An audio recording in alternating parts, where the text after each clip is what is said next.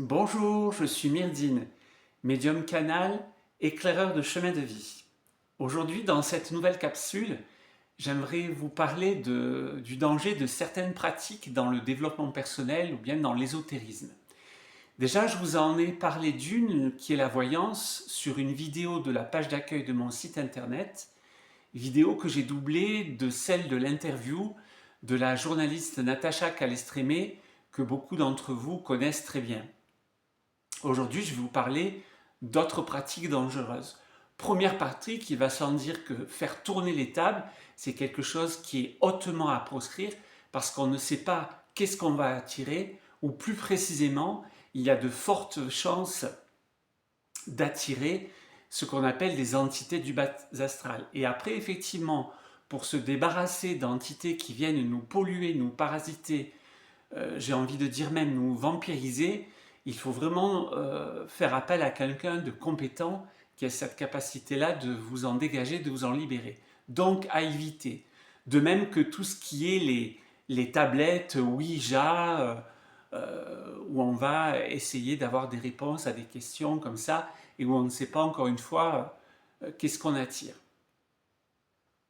Ensuite, deuxième pratique pour laquelle il faut être en vigilance, ce sont les jeux d'oracle, les jeux de tarot. Cette pratique, on ne peut pas l'exercer comme ça pour le plaisir ou en dilettante voilà.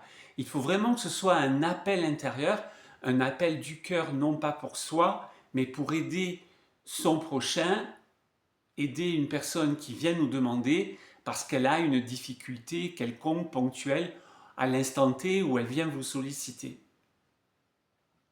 Plus largement, j'ai envie de vous conseiller, à chaque fois qu'il y a telle ou telle pratique qui vous attire, de vous poser, de vous ancrer à terre-mère, de vous réaligner, de vous mettre, comme je le dis très en détail dans une vidéo, de pratiquer le rituel d'ancrage et le rituel de protection de la bulle de lumière, et ensuite de demander, est-ce que cet attrait, il vient de l'ego, ou il vient plutôt de mon intérieur, de mon cœur, de mon âme, ou si vous préférez, de mon Dieu, de ma déesse intérieure.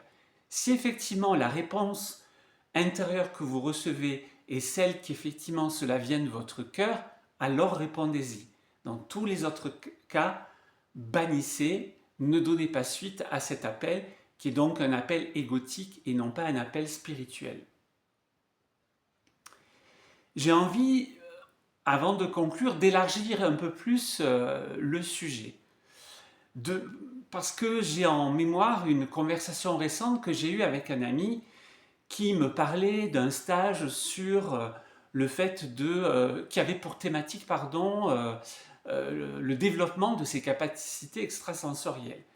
Mais encore une fois, quel intérêt, si ce n'est pas un appel du cœur, un appel de votre âme, d'aller, permettez-moi de vous le dire un peu abruptement, dépenser de l'argent pour quelque chose qui ne vient pas de votre âme, de votre Dieu, de votre déesse intérieure, mais qui vient très certainement d'un désir égotique, d'un désir du moi-je et non pas de votre moi supérieur, de votre Dieu, de votre déesse intérieure.